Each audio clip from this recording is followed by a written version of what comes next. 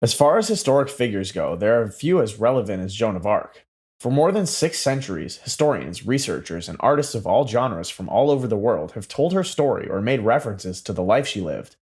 But when there are over 500 paintings, dozens of books, and a bunch of movies and short films inspired after the same person, some facts are bound to get lost in translation. To discover the truth about Joan of Arc, we'll have to roll back the years all the way to 1412 in a small village in the northeast of France called Domremy.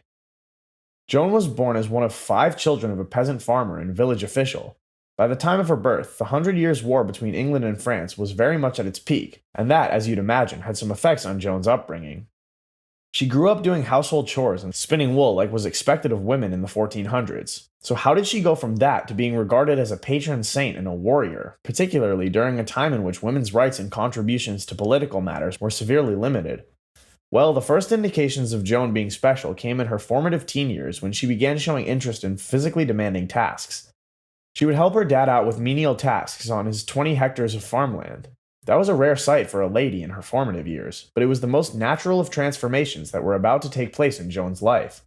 For starters, when she was a teenager, amidst the war, prophecies began going around in the countryside of France promising the existence of a virgin warrior who would save the nation. Even for those who were firm believers of this prophecy, it was difficult to say how exactly such promise would be fulfilled. However, Joan was convinced without doubt that she was the virgin spoken about in the prophecy. This belief probably had a lot to do with the fact that Joan had been having supernatural encounters of her own before this prophecy even came forth. Starting from when she was 13 years old, Joan claimed to have seen visions of Saint Michael, who was a patron saint of the Domremy area. She also testified to having seen other important religious figures like Saint Margaret and Saint Catherine, who were both virgin saints in the Catholic Church who were martyred for their beliefs. According to her, she had made promises to these saints in her visions to remain a virgin. So when the prophecies came forth of a woman saving France, it was pretty impossible to convince Joan that she wasn't the subject. As you'd expect though, no one else shared her ambitious conviction, but she remained determined to live up to the task of saving France, and she was quite audacious in her bid to enlist others to her cause. Joan went as far as seeking out a garrison commander and demanding he assign armed escorts to her detail so she could carry out diplomatic tasks. Get this, not only was Joan in no position to make such demands, she also had no experience in the diplomatic and political landscape. And yeah, she was only 16 at the time, but that didn't matter to her. She repeatedly made these petitions to the commander for almost a year, until eventually, in February 1929, she was given the green light to travel to Chinon and have an audience with Charles VII. Charles, although serving under the title of Dauphin at the time, had the highest office of kingship in France at the time. However, internal divisions in the French political climate had given the King of England a foothold in the war, and Joan's mission was to help her king navigate the conflict. As it turned out, this trip to Chinon would mark the beginning of a new phase in Joan's life, and the entirety of who she's regarded as historically stems from this phase.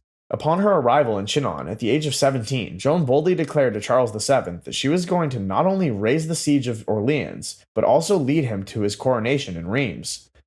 There were quite lofty promises, for sure, but one private session between the two, and Charles was completely convinced. His council, however, needed a bit more assurance, which led them to subject Joan to a number of confirmatory exercises. They had her examined by a council of theologians and a group of women in Tours to confirm both her faith and purity. Joan was cleared by both parties and was immediately enlisted to be part of Charles' envoy. She had her own plate armor commissioned, designed a banner, and had a sacred sword brought to her to complete the regalia of Joan the Maiden. Her presence in Chinon also proved useful in settling some of the disputes around the city at the time. According to historians, Joan's alliance with the Dauphin lifted the spirits of many of both the Armagnacs and Burgundians. So much so, Charles had her join the relief army to Orleans, which had been under heavy siege from the English at the time. Before even departing for Orleans, Joan had a letter delivered to the Duke of Bedford who was leading the siege. The letter had some sort of audacious warning as she warned the Duke that she was being sent by God to drive him out of France. Not exactly how wars were fought back then, or ever, but guess what? True to her word, Joan of Arc drove out the English from Orleans, and she hardly needed to lift a sword to do so.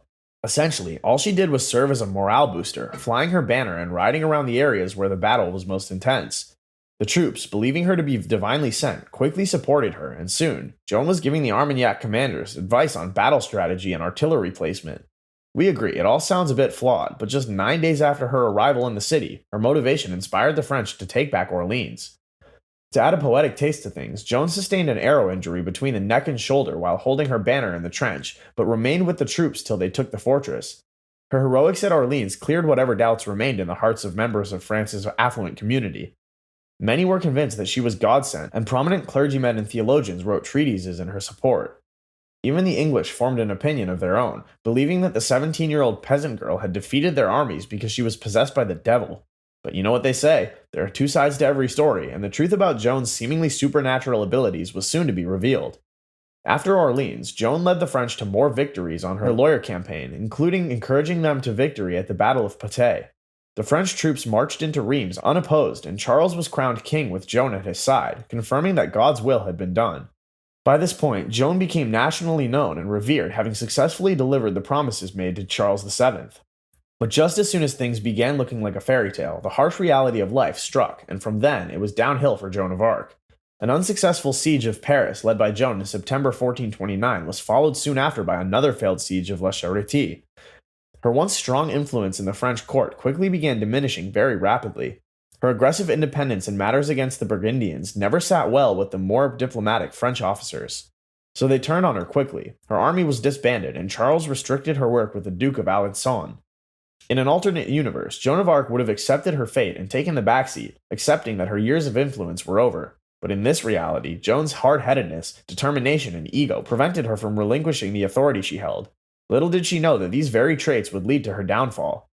In May 1430, while carrying out an unsanctioned siege relief on Compiègne, with volunteers and fanatical zealots for an army, Joan was captured by the Burgundian army.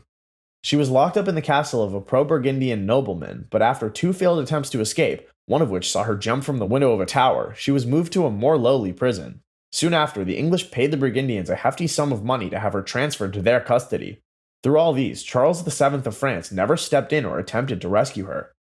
In January 1931, after many months in jail, Joan was put on trial in Rouen by the English court.